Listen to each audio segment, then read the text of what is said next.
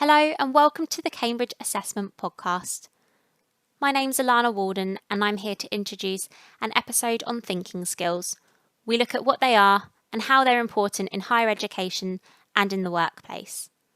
In this episode, Paul Crump from Cambridge Assessment Admissions Testing speaks to two fantastic guests. Lars Strannegård, the president of the Stockholm School of Economics, and James Westley, group leader at Cambridge Consultants. Well, hello everyone, and thank you for joining this Cambridge Assessment podcast today. My name's Paul Crump, and I'm Assessment Group Manager here at Cambridge Assessment Admissions Testing. And as part of this role, I work on the production of thinking skills assessments in a number of different forms. And today I'm joined by two guests, Lars Strannegård, who is president of the Stockholm School of Economics, or SSE, in Sweden. SSE is one of Europe's leading business schools. And I also have with me James Westley, who's a group leader at Cambridge Consultants in the UK. Cambridge Consultants is a leading product development and technology consultancy firm. Hi there, Lars. Hi there. All good.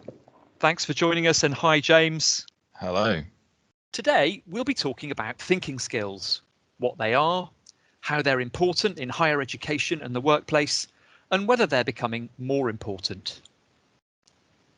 As far as the workplace is concerned, a 2020 report by the World Economic Forum called The Future of Jobs predicted that the pace of technology adoption by companies will transform tasks, jobs and skills by 2025, so that upskilling and reskilling of workers will be essential.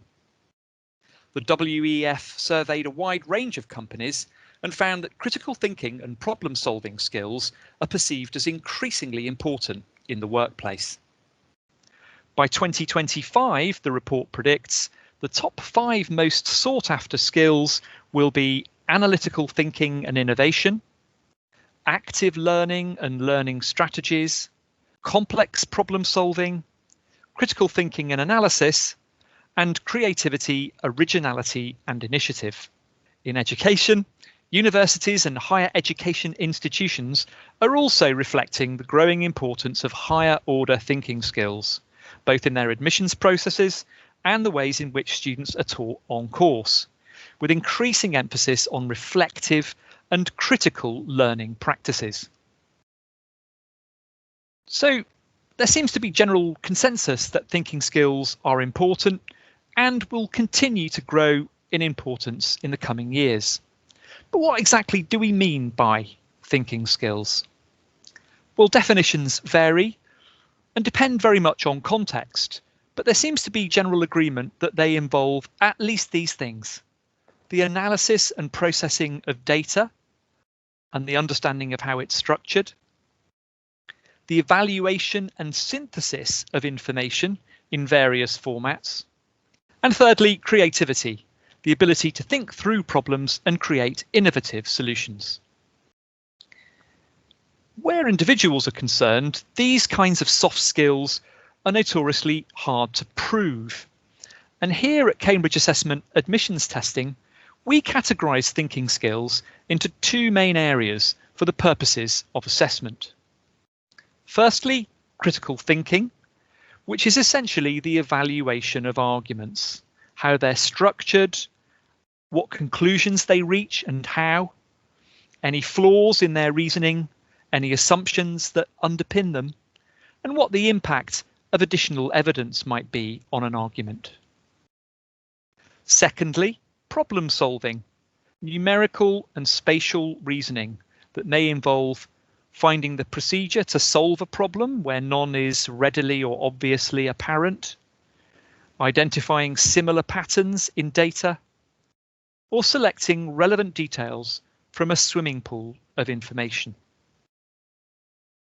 So that's a brief explanation of how we define thinking skills here at Cambridge Assessment, but it would be interesting to hear how these skills translate into the real world.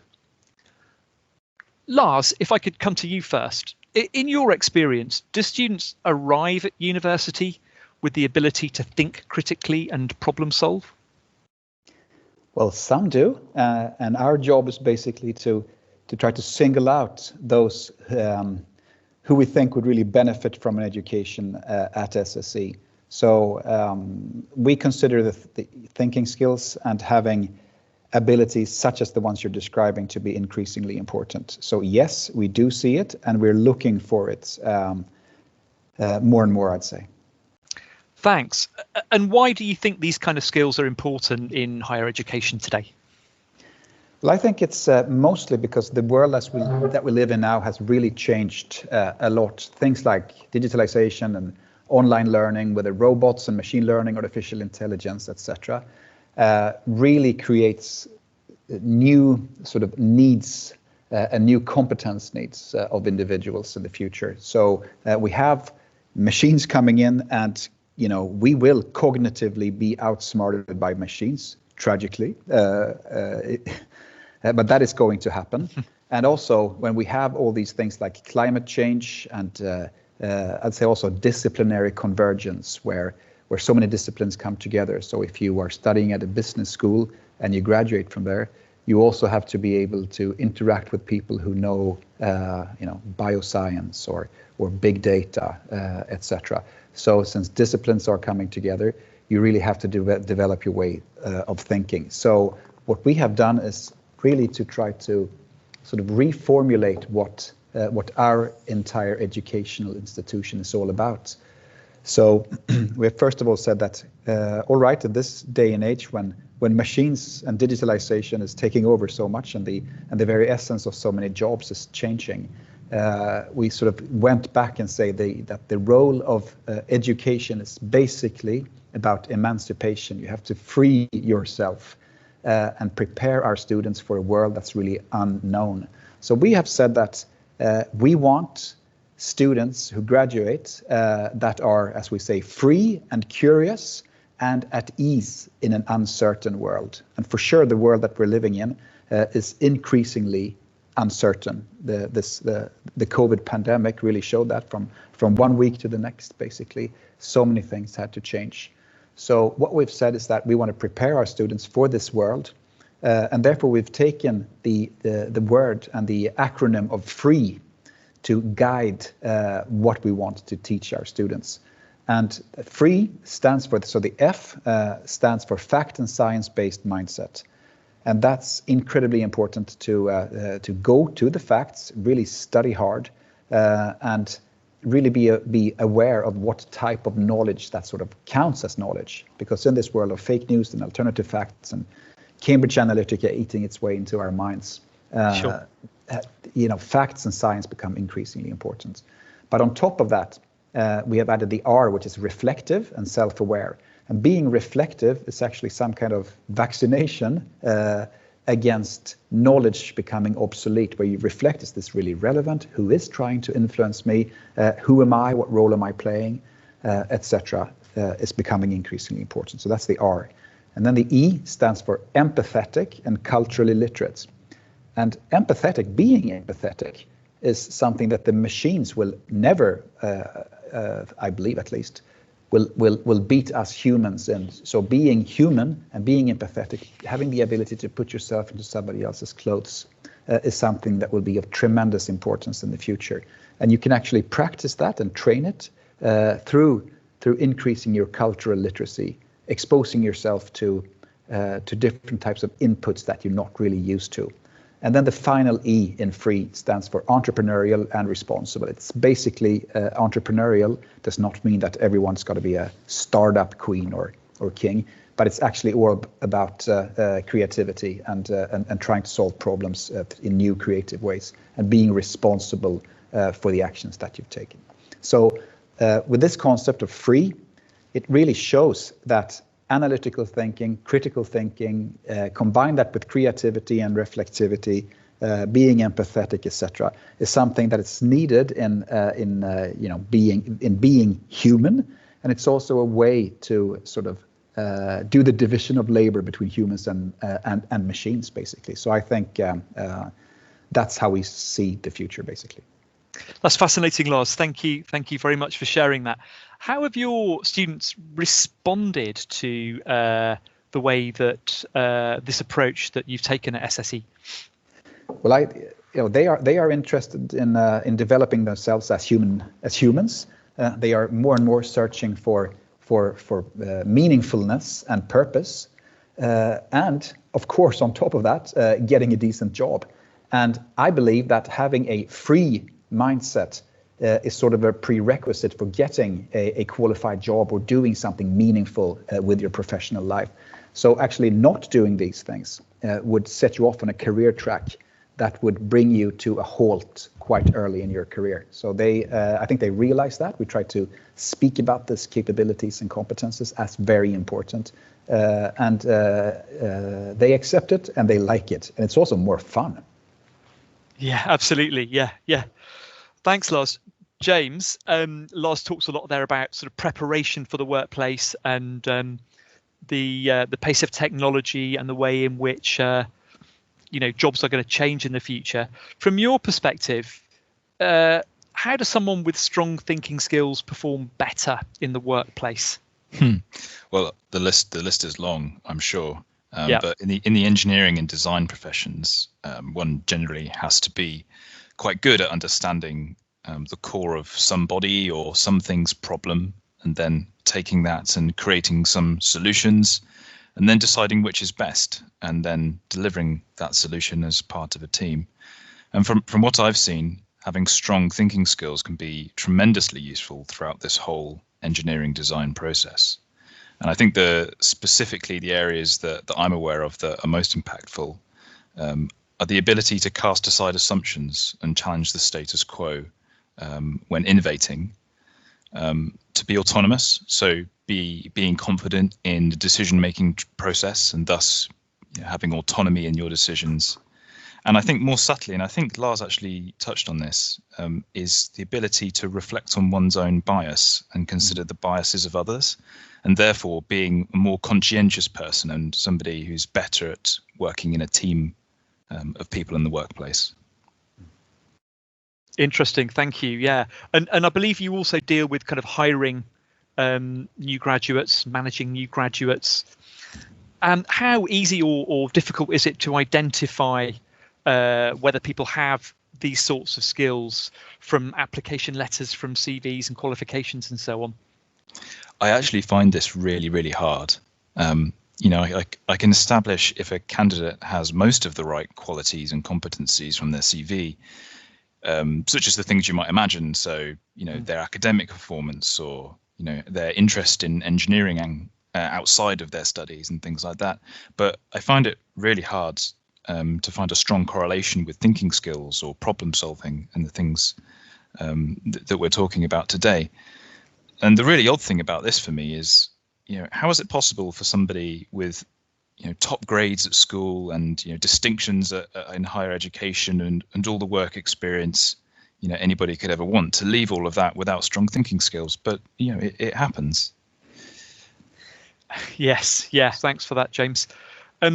Lars, going back to what you were saying about how you build in your free acronym into the learning program at SSE, is it a challenge to make sure that higher education institutions still have time to teach all of the content, all of the knowledge that they have to teach, alongside these sorts of higher order skills, would you say? I'd say you at the core of a higher education institution, you still have to have your core subjects.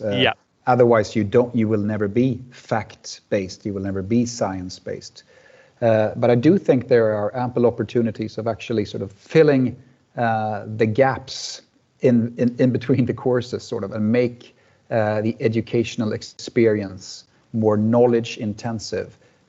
So, for instance, exposing students to things that they're not used to, like art programs and guest lecturers and different types of workshops, etc., and make that sort of part of either the curriculum or the extra curriculum.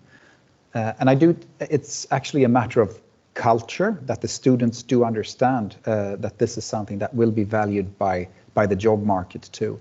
So if they start understanding that these are the requirements of the future, then it's also up to them to a great extent to actually expose themselves to worlds that they are not really used to. And I think that's a key learning, and not really be afraid sort of things that they're not used to be better at handling insecurities or uncertainties.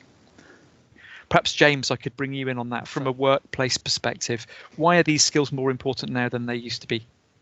Oh, that's a really interesting question. I think part of the reason could be sort of the availability of information combined with the rate of change of information. So 20 years ago, having a deep knowledge about something in the workplace used to be value in itself. You know, an example could be 20 years ago, if I was an expert in writing a neural network in Python or C++, then that would have been a durable advantage as somebody in the workplace. Whereas today, I could probably find out how to do that on the internet within a few hours. Yeah. So I think that type of advantage has been eroded as information and knowledge has become more commoditized, and deep knowledge that you own becomes outdated quickly as things change quickly. And I do believe that having a solid knowledge base is important. But I think it's today far more valuable to be able to use strong thinking skills to be able to understand the core of a problem, and then gather the relevant and the up-to-date data, and more importantly, validating that data to then solve the problem. Yeah, no, that's really interesting, and I think the point that you make there, that core knowledge is still important. That I don't think any of us would argue that knowledge is not important, and that a good mastery of the content of what it is that you do is vital. But you need these other skills on top of that, in addition to that as well. Lars, from an education perspective, what's changed, do you think? I think James really put his finger on it, because it's exactly this: the amount of information, the pool of information, as you said, and the pool of opportunities. That there's so much out there, and it's really overwhelming. So you really have to be better at navigating and sort of muddling through all this. And then when you combine that with the rise of machine learning and robots, you really have to practice your human skills. And it's something that we've sort of taken for granted before, but now it's really coming up as a core competence to use all the aspects of being human. It's something that the machines cannot do, and it becomes increasingly important because these old things that James were talking about are being taken over by others. So that's why they become important, I think. Thanks. One final question for you both is really around the learnability of these thinking skills. How easy or difficult is it, do you think, for someone with poor thinking skills to improve them? Is it any different from learning any other skill, do you think? Lars, maybe first on that one. I was thinking, it's like tennis, you have to practice. Sure. No, really, I think it's something that is absolutely possible to do exercise in. If you expose yourself to it all the time. And I think it's something incredibly valuable to expose yourself to things that you are not used to.